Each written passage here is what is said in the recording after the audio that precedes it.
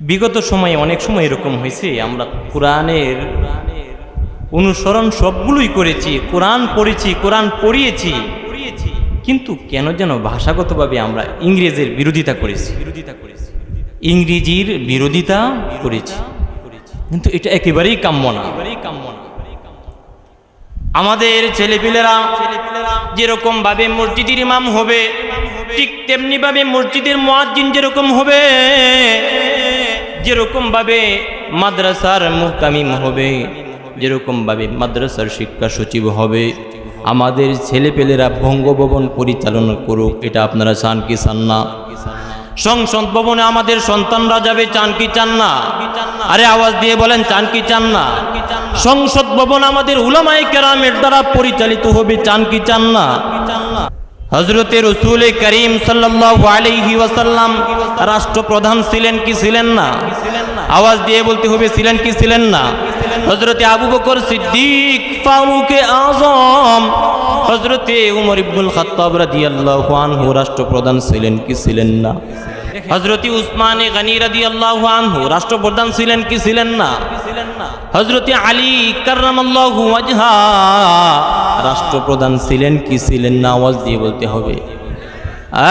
এই হযরতে উমর ইবনে আব্দুল আজিজ রাদিয়াল্লাহু আনহু রাষ্ট্রপ্রধান ছিলেন কি ছিলেন না? তো এত কিছুর পরেও যেই পাগলের গোষ্ঠীগুলো কয় ইসলামের রাজনীতি নাই, তোমার মতো পাগল দুনিয়ার বুকে আর কেউ নাই। সুতরাং 1400 বছরের ইতিহাস খুলে দেখেন, যেখানে কোরআন থাকবে সেখানে কখনো বাতিল থাকার সুযোগ পাবে না, আর যেখানে কোরআন নাই সেখানে যা হওয়ার তাই হয়। আওয়াজ দিয়ে বলেন ঠিক কিনা? তো দেখেন ভাই ও দুস্থ বুজুর্গ, আমি আপনাদের সামনে কোরআনে কারীমের 110 নম্বর সূরার 2খানা আয়াতে কারীম তিলাওয়াত করেছি। আল্লাহ তাআলা চাহেন তো এই আয়াতগুলোর আলোকে সংক্ষিপ্ত কিছু আলোচনা করার চেষ্টা করব। শুরুতেই আমরা আসি, এই সূরাটা কখন নাজিল হয়েছে, খেয়াল লাগিয়া নাজিল হয়েছে, কি প্রেক্ষাপটে নাজিল হয়েছে। অনেকেই দেখবেন কই ধর্ম যার যার, পরে কন্যাকে উৎসব সবার, ধর্ম যার যার। আরে আওয়াজ দিয়া কন না, বুঝলাম না কিছু খায় আইছি না নাকি এটি? আরে ধর্ম যার যার পরে কি থাকো উৎসব। আজকে একটা হিন্দুর এনে পাইছেননি, আরে কথা কন না, একটা হিন্দু ভুলে আইছে, হ্যাঁ কোন একটা খ্রিস্টান ভুলে আইছেনি আমাদের মাহফিলে, কোন একটা বৌদ্ধ আইছেনি, কোন একটা ইহুদি আইছেনি, কোন একটা নাসারা আইছেনি। আয় মুসলমান, খুব ভালো করে জেনে রাখো, আমি এক মসজিদের ইমাম খতিব, 2-3 মাদ্রাসার মুহাদ্দিস, আজ পর্যন্ত কোনো কোরআনের মাহফিলে কোনো হিন্দুকে পাই নাই, কোনো কোরআনের মজলিসের মধ্যে কোনো ইহুদিকে পাই নাই। অনেক দরজ গাই, দরজ দেই, কোনো একটা দরজ গাই আজ পর্যন্ত একটা হিন্দু আসে নাই, ভুলেও আসে নাই। ফজরের নামাজ পড়াই, জোহরের নামাজ পড়াই, কত নামাজ পড়ছি পড়াই, কোনো একদিন ফজরের সময় কোনো হিন্দুকে ভুলেও পাই নাই, কোনো বৌদ্ধকেও পাই নাই, জোহরের সময়ও পাই নাই, আসরের সময়ও পাই নাই, মাগরিবের সময়ও পাই নাই, ইশার সময়ও পাই নাই। জুমার নামাজে পাইছেননি আপনারা? ভুলে ভুলে শুলে আইসেনি, না জানি আইসেনি, না দেখে আইসেনি, না বুঝে আইসেনি। ঈদের নামাজ পড়েন বাৎসরিক একদিন, ছোটো ঈদ কি প্রত্যেক দিন আয়নি? বছরে কয় দিন? একটা দিনও আইসেনি। হ্যাঁ কলিজার বন্ধু না কত্তরি আছে, একদিন ভুলে তো আবার কথা। আপনাদের মধুপুর মনে আইছে, মধুপুর মন্ডলবাড়ি মাঠে কিন্তু আমি নামাজ পড়াইছি 4-5 বছর, ঈদের নামাজ। মন্ডলবাড়ি মাঠ চিনেন না? ওই নিয়ে আমি অনেকদিন নামাজ পড়াইছি, ঈদের নামাজ একদিনও ভুলে একটারেও দেখি নাই। কুরবানি ঈদের নামাজ পড়াইছি অনেক বছর পর্যন্ত, কোনো এক নামাজের মধ্যেও ঈদের নামাজে পাই নাই। আয় দেখেন, মসজিদে যাই আমরা, মাদ্রাসাতেও যাই আমরা, ঈদের নামাজও পড়তে যাই আমরা, আবার হিন্দুদের মন্দিরের প্রসাদ না খাইলে আমাদের ফট করে না। আওয়াজ দিয়ে বলেন ঠিক কিনা?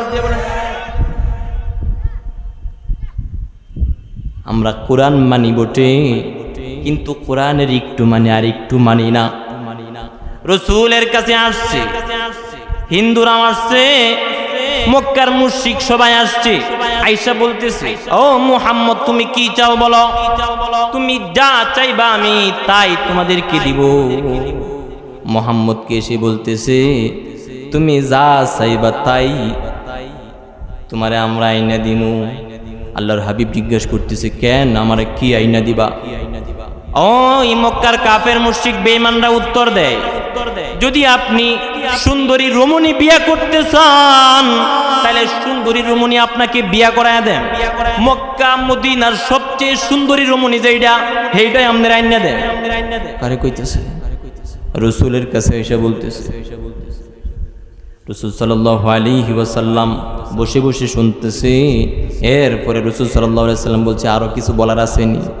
তারা বলতে আছে, ও মুহাম্মদ তুমি যদি চাও নেতৃত্বের আসনে বসবা তাহলে মক্কা মদিনার তোমারে সরদার বানায় নিব আমরা। 2 নম্বর দিছি প্রলোভন। 3 নম্বরে রাসূল সাল্লাল্লাহু আলাইহি ওয়াসাল্লাম কয়, আরো কিছু তোমাদের বলার আসেনি? হেরা কয়, যদি আপনি টিয়া পয়সা চান তাহলে বলেন, মক্কা মদিনার সবচেয়ে বেশি ধনী আপনাকে বানায় দিব। এই তিনটাই কিন্তু সবাই এই তিনটার পিছনে দৌড়া। কথা কন না? গাড়ি বাড়ি নারী, বুঝেন নাই? এরাও খুব ভালো করে বুঝছে। মনে হয় মুহাম্মদ রে এই 3 জায়গায় যদি হাত দেয়া হয় তাহলে মনে হয় কাবু করতে পারবো, আর অন্য কোনো জায়গায় হাত দিলে কাবু করা যাইব না। এই জন্যই কয়, ও মুহাম্মদ তুমি কি নারীর জন্য ঘুরনি? তুমি কি নারীর জন্য কালিমার দাওয়াত দেওনি? তুমি কি নারীর জন্য কোরআনের দাওয়াত দেওনি? তুমি কি নারীর জন্য লা ইলাহা ইল্লাল্লাহর দাওয়াত দেওনি? তাইলে ঠিক আছে, সবচেয়ে সুন্দরী নারী দিয়া দিব, তারপরে থামো। এরপরে কয়, যদি টিহা পয়সা লাগে তারপরেও টিহা পয়সা দিব। এরপরে কয়, যদি তোমার রাজত্বের নেশা থাকে, যদি তোমার ক্ষমতার নেশা থাকে তাহলে আমাদেরকে জানাও, তোমারে আমরা মক্কার সরদার বানায় নেব। রাসূল সাল্লাল্লাহু আলাইহি ওয়াসাল্লাম তাদের সবগুলো কথা শুনছে। সবগুলো কথা শোনার পরে একটা সূরা শোনায় দিছে। মক্কার যেই সর্দার আসছে, মক্কার সর্দার আসার পরে রসুলের কাছ থেকে শুধু একটা সূরা শুনে গেছে। সূরা শুনে গিয়া তাদের কাছে গিয়া বলতেছে, ও তোমরা শুনো, খুব ভালো করে শুনো, মুহাম্মদের বিরোধিতা করে কোনো লাভ নাই, লাভ নাই। হেরা কই, এরেও জাদু করছে, এরেও কি করে ফেলছে? জাদু করে ফেলছে। না না না, কাজ হবে না, অন্য কোনোভাবে কাজ করতে হবে। কয়েকদিন পরে, এদিকে মনোযোগ রাখেন, আবু তালেবের কাছে আসছে। আয়েশা বলতেছে, ও শুনো শুনো আবু তালেব, আমরা তোমাকে সর্দার মানি, আমরা তোমাকে লিডার মানি, আমরা তোমাকে আমাদের মাথার মুকুট মানি, কিন্তু তুমি তোমার বাইস্তারে বুঝাও, অন্যথায় যা করার আমরা কিন্তু তাই করবো। পয়গম্বর সাল্লাল্লাহু আলাইহি ওয়াসাল্লাম ঘরে আসার পরে চাচা জান ডাকছে, মুহাম্মদ তুমি যা করবা করো, কিন্তু বুঝে শুনে করো। পিঠ হাতায় দিছে। বাবা মারা গিয়েছে, দুনিয়াতে আসে নাই, বাবার চেহারা দেখে নাই। দুনিয়াতে আসার 6 মাস পরে খুব কাছের আত্মীয় স্বজন আরো 2-1 জন বিদায় হয়ে গেছে। 2-1 বছর পরে দাদাও দুনিয়া থেকে বিদায় হয়ে গেছে। এই সবগুলোই কিন্তু চাচা জানজানের সর্বশেষ দায়িত্ব নিয়েছিলেন চাচা আবু তালেব। বুঝে সমঝায় পাড়ায় দিছে, কিন্তু মক্কার কুরাইশ বেঈমান, এরা কখনোই মানতে রাজি না। যাই কিছু করুক না করুক, মুহাম্মদকে থামাইতে হবেই হবে। সুতরাং তারা আবারও আসছে। ও চাচা, মুহাম্মদের চাচা খুব ভালো করে শুনে রাখেন, যদি তুমি তোমার মুহাম্মদকে না বুঝাও, তোমার মুহাম্মদকে যদি দাওয়াতের মাঠ থেকে বিরত না করো, কোরআনের তালিম থেকে যদি বিরত না করো, কোরআনের কথা বলার থেকে যদি বিরত না করতে পারো, তাহলে কিন্তু আমরা যা করার তাই করব। না হয় তোমাদের সাথে কুরাইশদের সাথে আমরা যুদ্ধের ঘোষণা দিয়ে গেলাম। চাচা আবু তালেবের মাথা গরম হয়ে গেছে। আরে কি কই না কই, বাসায় যখন পয়গম্বর আসছে, মুহাম্মদ আরবি বাসায় আসার সাথে সাথেই চাচা আবু তালেব জিজ্ঞেস করতেছে, মুহাম্মদ শুনো শুনো, খুব ভালো করে শোনো, একটু আগে মক্কার লিডার সর্দাররা আসছে, তোমার ব্যাপারে নালিশ নিয়ে আসছে। হুজুরে করিম সাল্লাল্লাহু আলাইহি ওয়াসাল্লাম জিজ্ঞেস করতেছে, কি নালিশ দিয়েছে চাচা? চাচা জান বলতেছে, মুহাম্মদ শোনো, তারা আমাকে কঠিন হুঁশিয়ারি দিয়ে গেছে, তোমার এই কাজ থেকে বিরত থাকতে কইছে। কোরআনের কথা আর তুমি বলতে পারবা না, হাদিসের কথা আর তুমি বলতে পারবা না, তোমার রবের কথা বলার থেকে সাবধান হয়ে যাই তুই। পয়গম্বর আরবি সবগুলো কথা শুনেছে, অবশেষে চোখ দিয়ে পানি ঝরতেছে, চোখ দিয়ে পানি বেরোইতেছে, চাচার দিকে তাকায় আছে, আর কিছু বলার ভাষা নেই।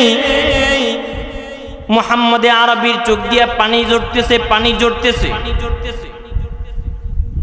আস্তে আস্তে ঘর থেকে বেরোয় আসতেছে। চাচা আবু তালেব মুহাম্মদের দিকে তাকায় আছে, চাচার চোখ দিয়েও পানি ঝরতেছে আর পানি ঝরতেছে। মুহাম্মদ আরবির মনের মধ্যে অনেক প্রশ্ন জাগতেছে, বাবার চেহারাও দুনিয়াতে দেখি নাই, মাও দুনিয়া থেকে বিদায় হয়ে গেছে, দাদাও আমার বড় চাহানা ছিল, দাদাও বিদায় হয়ে গেছে, এবার চাচা বুঝি আমার হাল ছেড়ে দিবে, এবার চাচা বুঝি আর আমাকে দেখভাল করবেন না। খুব কান্নায় ভেঙে পড়তেছে, কিছু বলার ভাষা নেই, সর্বশেষ সাহারাটুকু বুঝি আমার উঠে যাবে। এই বইলা ঘর থেকে বের হইতেছে, চাচা ডাকতেছে, মুহাম্মদ তুমি কি চাও বলো। চাচার মনের মধ্যে আসছে, আমি যদি আমার বাইস্তারে ছাইরা দিই, তাহলে কালকে এরা উদাও করে ফেলবে, কালকে এর গর্দান উড়ায় দিবে, কালকেই এর মাটির উপরে খুঁজে পাওয়া যাবে না। চাচা কই, মুহাম্মদ তুমি সর্বশেষ কি চাও বলো, তোমার আখির তামান্না কিয়া হয়, आखिर किया चाहते हैं, तुम्हें सर्वशेष की चाओ बोलो। मुहम्मद आरबी एक कालो जयी वाक्य उच्चारण करेছিলেন, লাউ মুদউ শামসা ফি ইয়ামিনি ওয়াল কমারা ফি ইয়াসারি আলা আন আতরুকা হাযাল আমর ওয়াল্লাহ মা তারাকতুহু হাত্তা ইউযহিরাহু আল্লাহু দীনাহু আও আমুতা দুনাহু। ও আমার চাচা খুব ভালো করে শুনে রাখেন, তারা যদি ডান হাতে চাঁদকে এনে রেখে দেয়, বাম হাতে সূর্যকে এনে রেখে দেয়, এক হাতে সূর্য এনে রেখে দেয়, আরেক হাতে চাঁদ এনে রেখে দেয়, আর তারা আবেদন করে আমি দাওয়াত থেকে সরে দাঁড়াবো, আমি দাওয়াত থেকে বঞ্চিত হব, আমি কোরআনের তালিম দেওয়ার থেকে বিরত হয়ে যাব, আমি শান্ত হয়ে যাব, আমি একা একা সারাদিন বসে থাকবো, আল্লাহ আমি আল্লাহর কসম কি বলতেছি, না না না চাচা, হয়তো আমার জান চলে যাবে, কিন্তু আমি দাওয়াত থেকে এক মুহূর্তের জন্য বিরত থাকতে পারবো না। আল্লাহু আকবার, আল্লাহু আকবার।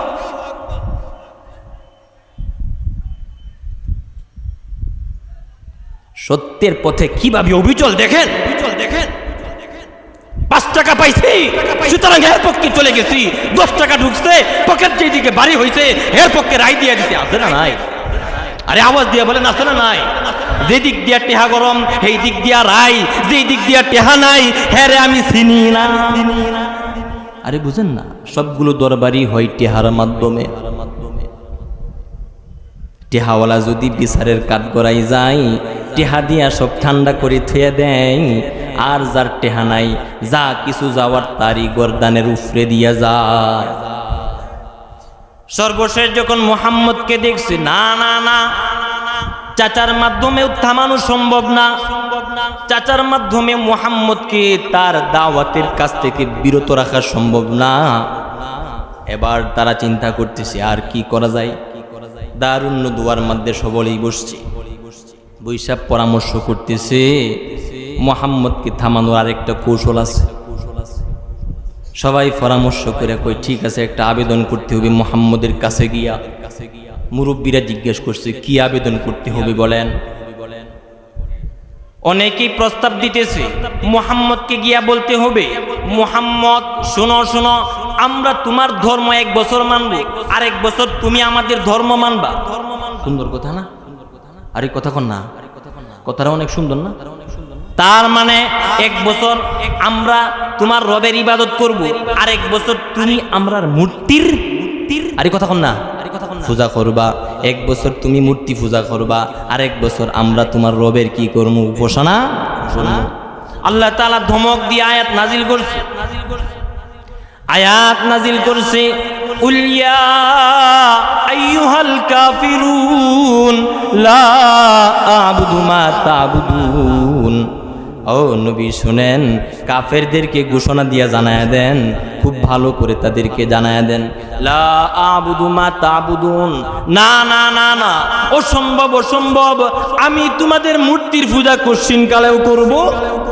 হ্যাঁ না না, লা আ'বুদু অসম্ভব, কোশ্চিন কালেও আমি তোমাদের মূর্তির পূজা করব না। ওয়ালা আনতুম আবিদুনা মা আবুদ, এবং তোমরা যে বলতেছ আমার রবের উপাসনা করবা 1 বছর, অসম্ভব অসম্ভব, আল্লাহর কসম খেয়ে বলতেছি না না না, তোমরাও আমার রবের উপাসনা করবা না। ওয়ালা আনা আবিদুম মা আবাদতুম, দুইবার কইয়া আল্লাহ পাক রব্বুল আলামিন তাদেরকেও বলছে না না না মুহাম্মদ, তারা যতই বলুক না কেন আপনার রবের উপাসনা একদিনের জন্য তারা করবে না।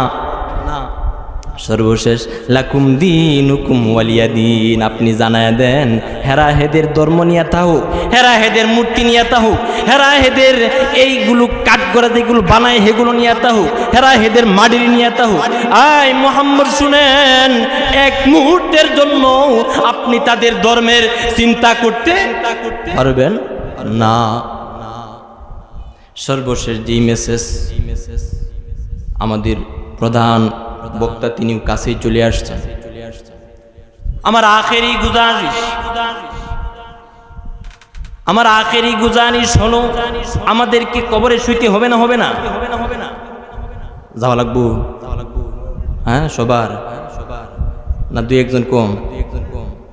3.5 হাত মাটির ঘর কারোর আপর কারোর পর হবি তো, কারোর জন্য জান্নাতের বাগান, আবার কারোর জন্য হবে জাহান্নাম। এই জন্য আখিরাত মুখে আমাদের সকলের জিন্দেগি গঠন করতে হবে না? হবে না?